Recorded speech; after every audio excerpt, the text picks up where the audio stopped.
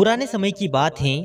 नगर में रहने वाला संबल नाम का एक लड़का अपनी जिंदगी से बहुत ही निराश था। उसकी निराशा का कारण यह था कि वह अब तक कुछ भी नहीं कर रहा था। उसके माँ बाप भी उसे ताने मारते कि तेरे सारे मित्र कुछ न कुछ कर रहे हैं, लेकिन तू अभी भी घर में बैठा हुआ है। मित्रों के बीच भी अक्सर उसका मजाक ही बनता। वह कहीं भी जाता तो लोग उससे पूछते कि आजकल क्या कर रहे हो। उसे यह बताने में बड़ी ही शर्म आती कि अभी वह कुछ भी नहीं कर रहा है।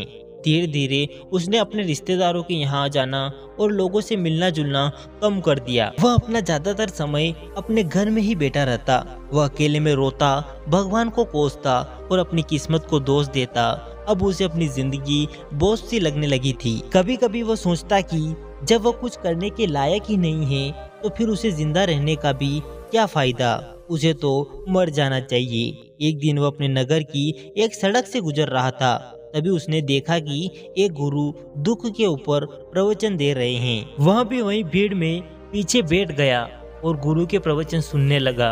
गुरु बोल रहे थे कि दुख एक गुरु के भांति होता है जो हमें जीवन की सच्चाई दिखाता है और हमें सही से जीवन जीने का तरीका सिखाता है। आप चाहे तो अपने दुख रूपी गुरु से जीवन जीना सीख सकते हैं और चाहे तो उसी दुख में डूबकर बैठकर रो भी सकते हैं। संबल भी गुरु की यह सारी बातें ध्यान से सुन रहा था, लेकिन उसे गुरु की यह बातें कुछ सही नहीं लगी। उसने खड़े होकर कहा, दुख कुछ भी नहीं सिखा कर जाता, सिर्फ पीड़ा देकर जाता है।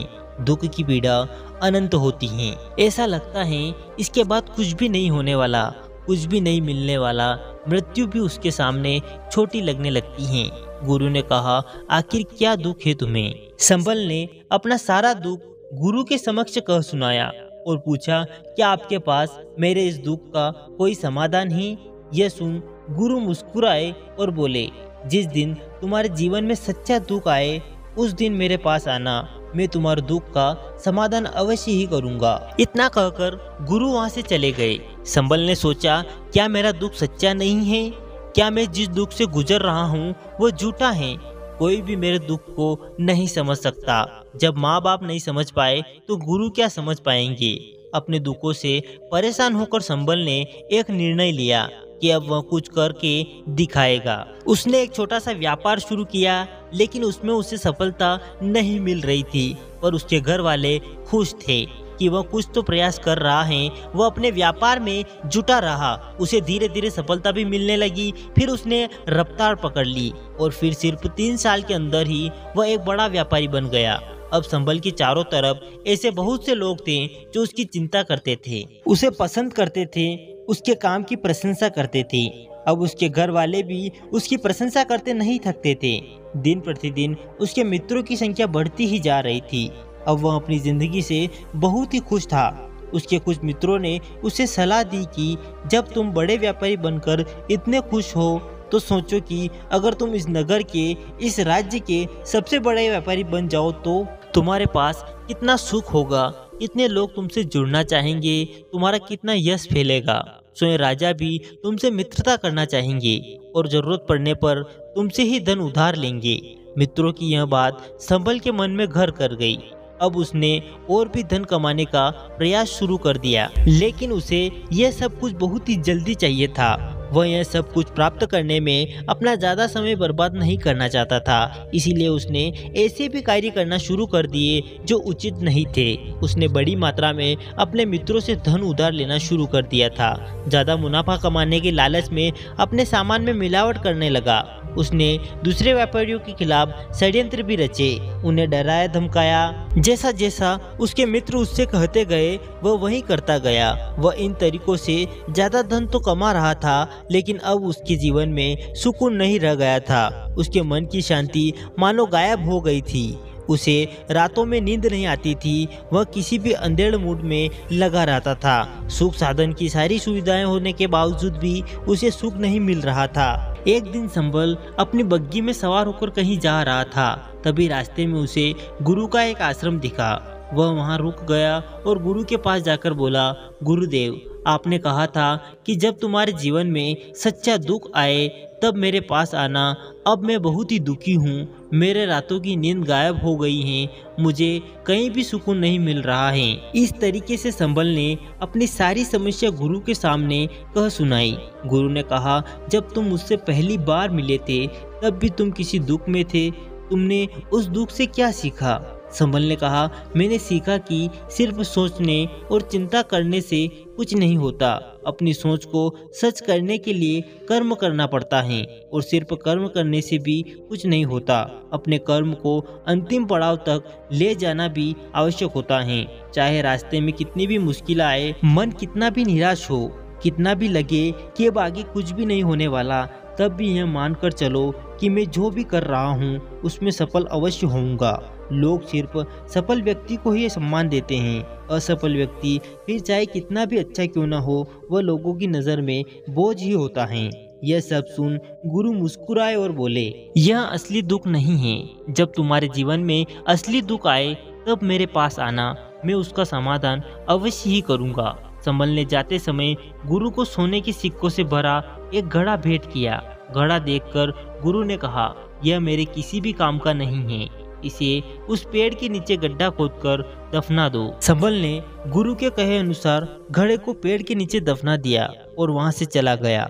कुछ दिनों तक तो व्यापार अच्छी तरक्की कर रहा था, लेकिन गलत तरीके के व्यापार की वजह से धीरे धीरे उसे व्यापार में घाटा होने लगा। उसकी सारी धन संपत्ति धीरे धीरे खत्म होने लगी और एक दिन ऐसा आया जब उसके पास कुछ भी नहीं बचा और वह कर्जे से लद चुका था। लेकिन वह निश्चिंत था क्योंकि उसने सारा कर्ज अपने मित्रों से ही लिया था। वह सोचता था कि उसके मित्र बुरे समय में उसका साथ देंगे, लेकिन ऐसा कुछ भी नहीं हुआ। बुरा समय आते ही मित्रों ने ही सबसे पहले अपना उधार दिया हुआ धन मांगना शुरू किया और उधार वापस ना करने पर जान से मारने की धमकी भी दी। उसके शुभ चिंतक, उसके चाहने वाले सब उससे दूर हो गए। उसके वह मित्र जो उसके साथ मौज मस्ती किया करते थे, वह उससे दूर भागने लगे। उसके परिवार वाले भी उसकी गलतियां और कमियां गिनाने लगे। उसकी सारी संपत्ति नीलाम हो गई और उसके पास कुछ भी नहीं बचा। उसने अपने पिता से सहायता मांगी तो पिता ने कहा, मेरे पास यह थोड़ी सी ही संपत्ति है, अगर मैं यह भी तुम्हें दे दूंगा तो तुम्हारी माँ को कहाँ रखूंगा? यह संपत्ति ही हमारा आखिरी सहारा है। संबल के भीतर बहुत गहरा दुख था। उसके आसपास ऐसा कोई भी नहीं था जो उसके दुख को समझ सके, उसे संभाल सके। लोगों से मिले धोखे और विश्वासघात की वजह से वह अंदर तक टूट चुका था। उसे लगने लगा था कि अब जीने का क्या मतलब, अब तो मृत्यु ही एकमात्र सहारा है। वह आत्महत्या करने एक पहाड़ी की तरफ जा ही रहा था कि तभी उसे याद आया कि गुरु ने कहा था कि जब तुम्हारे जीवन में असली दुख आए तब मेरे पास आना। संबल गुरु के पास गया और अपना सारा दुख कह सुनाया। वह आंखों में आंसू भरकर बोला, मेरे इस दुख का समाधान कीजिए गुरुदेव। गुरु ने कहा, जब तुम्हारे जीवन में असली दुख आए तब मेरे पास आना, मैं उसका समाधान अवश्य करूंगा। संबल ने कहा, क्या अभी जो मेरे जीवन में घट रहा है वह दुख नहीं है? आखिर असली दुख होता क्या है गुरुदेव? गुरु ने कहा, सबसे पहले तुम यह बताओ कि तुमने अपने इस दुख से क्या सीखा? संबल ने कहा, मैंने सीखा कि जो लोग हमारी सफलता, हमारी तरक्की की वजह से हमारे जीवन में आए हैं, वह हमें धोखा अवश्य ही देंगे, क्योंकि वह बुरे समय में हमारे साथ खड़े नहीं होंगे। वह केवल अच्छे समय में हमारा फायदा उठाएंगे और बुरे समय में छोड़कर चले जाएंगे। भरोसा केवल उन्हीं लोगों पर करना चाहिए जो हमारे बुरे समय में, असफलता के समय में हमारे साथ खड़े रहते हैं। लेकिन ऐसे लोग बहुत ही कम होते हैं और जिसके पास होते हैं उन्हें उनकी कद्र करना चाहिए, उनका अपमान नहीं करना चाहिए। मैंने यह भी सीखा है कि कभी किसी के खिलाफ षड्यंत्र नहीं रचना चाहिए, ईमानदारी और धैर्य के साथ अपना काम करना चाहिए और कभी लालच नहीं करना चाहिए। अपना सारा दुख और अनुभव बताने के बाद संबल आंखों में आंसू भरकर गुरु के सामने बैठा रहा। थोड़ी देर बाद गुरु उठे और उस पेड़ के नीचे गड्ढा खोदकर वह घड़ा बाहर निकाला जो सोने के सिक्कों से भरा हुआ था और उसे संबल को दे दिया और कहा, जब तुम्हारे जीवन में असली दुख आए तब मेरे पास आना। संबल ने गुरु को धन्यवाद दिया और उन्हें प्रणाम कर वहां से चला गया। उसने उस धन से एक पुनः छोटा व्यापार शुरू किया। अब वह एक छोटा व्यापारी बनकर भी खुश था। उसने पूरी लगन और ईमानदारी से व्यापार किया। देखते ही देखते वह अपने नगर का फिर एक बड़ा व्यापारी बन गया। उसका जीवन मानो खुशियां और सुविधाओं से भर गया। लेकिन कोई कितना भी अच्छा हो, कितना भी अच्छा काम करे, दान करे, पुण्य करे, लोगों की मदद करे, लेकिन जीवन में दुख तो आता ही है। तो संबल के जीवन में भी दुख आया, उसके माता पिता की मृत्यु के रूप में। वह दोनों एक ही दिन मृत्यु को प्राप्त हो गए। संबल अपने माता पिता से बहुत प्रेम करता था, इसलिए उसे उनकी मृत्यु से बहुत ही गहरा आघात पहुंचा। वह उन दोनों के पार्थिव शरीर को शमशान घाट ले गया, जहां उनकी अंतिम क्रिया की गई। वहां उसने अपने माता पिता के शरीर को जलते हुए देखा तो उसका मन बेचैन हो गया। उसके अंदर बहुत से प्रश्न उठने लगे। वह घर वापस आया तो उसने अपने माता पिता के घर और संपत्ति को देखा, जिसके लिए उसके पिता हमेशा लड़ते रहते थे। आज वह लावारिस पड़ी है। आज उसकी देख रेख करने वाले, उसके लिए लड़ने वाले इस दुनिया से ही चले गए। उसके पिता ने जो भी कमाया था, जो भी बनाया था, वह सब कुछ यहीं रह गया था। एक दिन पहले तक किसी से भी अपनी संपत्ति के लिए लड़ जाने वाले उसके पिता आज खुद इस दुनिया से अलविदा हो गए थे। उसका मन इसी तरह के अनेक विचारों के भंवर में फंसा हुआ था। उसे अंदर से अकेलापन और डर महसूस हो रहा था। उसे कुछ तो खालीपन सा महसूस हो रहा था। उसे लग रहा था कुछ तो है जिसे वह समझ नहीं पा रहा था। इसलिए वह पुनः गुरु के पास गया। उसे देखते ही गुरु ने कहा, क्या जीवन में कोई दुख है? संबल ने कहा, वैसे तो जीवन में कोई दुख नहीं है गुरुदेव, सब सुख हैं, सब अच्छा चल रहा है। लेकिन आज मेरे माता पिता की मृत्यु हो गई। इस घटना से मेरा मन बहुत ही दुखी और बेचैन है। गुरु ने कहा, इसमें दुखी होने वाली कौन सी बात है? एक दिन तो सभी के प्रियजनों को मरना ही है। हमेशा जीवित ना तो कोई रहा है और ना ही कोई रहेगा। एक दिन तो तुम्हें भी मरना ही है। हो सकता है कल ही मर जाओ या आज भी मर सकते हो। संबल ने कहा, यह आप क्या कह रहे हो गुरुदेव कि मैं भी मर जाऊंगा? पर मैं तो अभी जवान हूँ। गुरु ने कहा, इस भ्रम में तो सभी जी रहे हैं कि मृत्यु दूसरों की आती है, बूढ़ों की आती है, लेकिन बूढ़ों के सामने ही जवान मर जाते हैं, बच्चे मर जाते हैं। मृत्यु का किसी के उम्र से कोई संबंध नहीं है। यह तो सबको अपना ग्राहक बना लेती है। गुरु की यह बात संबल के मन में घर कर गई और वह चुपचाप वहां से चला गया। लेकिन उसका मन अब भी बेचैन था, वह अब भी अशांत था। वह कुछ खालीपन सा महसूस कर रहा था। वह पूरे दिन अपने बारे में ही सोचता रहता कि वह कौन है, इस दुनिया में क्यों आया है। क्या सिर्फ चीजों का उपभोग करना और मरना ही जीवन का लक्ष्य है? ऐसे ही बहुत से प्रश्न उसके मन में लगातार उठ रहे थे, लेकिन उसे अपने किसी भी प्रश्न का उत्तर नहीं मिल पा रहा था और उसका दुख दिन प्रतिदिन बढ़ता जा रहा था। इसीलिए कुछ दिनों बाद वह फिर गुरु के पास पहुंचा और बोला, गुरुदेव, मैं बहुत दुखी हूँ, क्योंकि मैं यह नहीं जान पा रहा हूँ कि मैं कौन हूँ और इस दुनिया में क्यों आया हूँ। यह सुन गुरुदेव मुस्कुराए और बोले, आज पहली बार तुम्हारे जीवन में सच्चा दुख पैदा हुआ है। वास्तव में यही है जो दुख कहलाने के लायक है कि हमें पता ही नहीं हम कौन हैं, क्यों आए हैं, क्या करना है, कैसे करना है। संबल ने कहा, गुरुदेव, मेरे इस दुख का समाधान कीजिए। गुरु ने कहा, हम सभी इंसान जीवन भर क्या इकट्ठा करते रहते हैं? संबल ने कहा, हम सभी इंसान जीवन भर हमेशा धन, संपत्ति, मान, सम्मान, परिवार, मित्र, शत्रु, पद प्रतिष्ठा इत्यादि इकट्ठा करते रहते हैं। गुरु ने कहा, क्या इन इकट्ठा की गई चीजों में से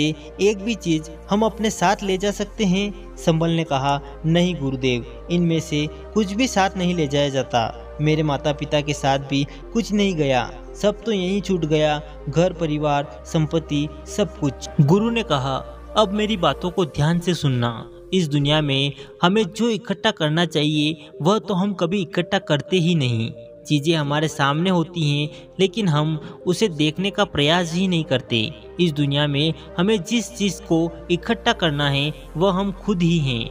हमें खुद को ही इकट्ठा करना है, ताकि जब मृत्यु हो तब हम एक हो सके और स्वयं को पहचान सके। हम भीतर से बटे हुए हैं। हम बटे हुए हैं प्रेम में, नफरत में, क्रोध में, जलन में, क्रूरता में, धन में, संपत्ति में, पद में, प्रतिष्ठा में, मान में, पहचान में, धर्म में, जाति में। ऐसे ही सैकड़ों हजारों चीज़ों और वासनाओं में हम बटे हुए हैं। हम टुकड़ों में जीवन जी रहे हैं इस बंटवारे की वजह से। हमारी चेतना कभी एक नहीं हो पाती, हमारी चेतना शक्ति बिखर गई है। इसीलिए हमारे पास इतना भी समय नहीं है, इतनी भी ऊर्जा नहीं है कि हम मुड़कर एक बार अपने भीतर देख सकें। वास्तव में जिस धन की कमी, सुविधाओं की कमी, मान सम्मान की कमी को लोग दुख समझते हैं और जीवन भर उसे दुख दुख बोलकर रोते रहते हैं और उसका समाधान खोजने का प्रयास करते रहते हैं, उन्हें उनका समाधान कभी मिलेगा ही नहीं। क्योंकि जिन्हें लोग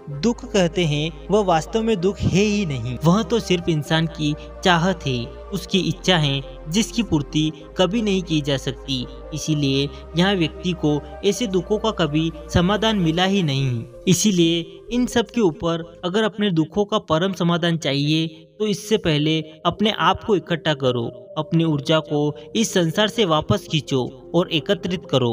अपने ऊपर ध्यान दो, खुद पर ध्यान लगाओ, मृत्यु से पहले अपने आप को पहचान लो। ऐसे ही बिखरे हुए मत चलो। संभल ने कहा, तो क्या गुरुदेव हमें यह संसार छोड़ देना चाहिए, अपनी सभी इच्छाओं को मार देना चाहिए, किसी से प्रेम नहीं करना चाहिए, धन संपत्ति इकट्ठा नहीं करना चाहिए, मान सम्मान की आशा छोड़ देनी चाहिए? गुरु ने कहा, एक बिखरे हुए मनुष्य के अंदर से कामनाएं, इच्छाएं और वासनाएं ऐसे ही निकलती हैं जैसे पहाड़ से कोई पत्थर गिर रहा हो, जिस पर पहाड़ का कोई नियंत्रण नहीं होता है सिवाय देखने, परेशान होने और कुछ खोने के। इसी प्रकार एक बिखरे हुए मनुष्य की इच्छाएं अनियंत्रित और दुखदायी होती हैं। उसका अनियंत्रित मन कुछ भी इच्छाएं और कल्पनाएं करता रहता है और दुखी होता रहता है। लेकिन जब व्यक्ति एकत्रित हो जाता है तो वह जो भी करता है सब कुछ उसके नियंत्रण में होता है, तब इच्छाएं भी उसकी इच्छा से निकलती हैं। संभल ने कहा, गुरुदेव आपने मेरे सच्चे दुख का समाधान कर दिया, आपका बहुत बहुत धन्यवाद। अब से मैं खुद को एकत्रित करने का प्रयास करूंगा। गुरु ने कहा, मानव शरीर में बहुत ऊर्जा है, बहुत शक्ति है, और यह बेकार के कामों में बटकर रह गई हैं, व्यर्थ की चीजों में लगी रहती हैं। ये ऐसा है जैसे कि एक अत्यंत शक्तिशाली मशीन किसी बच्चे के हाथों में दे दी गई हो और वह बिना सोचे समझे, बिना किसी नियंत्रण और जानकारी के बस इसकी शक्ति को कहीं भी बर्बाद कर रहा हो। इसीलिए अपनी चेतना की शक्ति पर ध्यान दो और इसे एकत्रित करो। संभल को अपने सभी प्रश्नों का उत्तर मिल चुका था। उसने गुरुदेव का धन्यवाद किया और चुपचाप वहां से चला गया।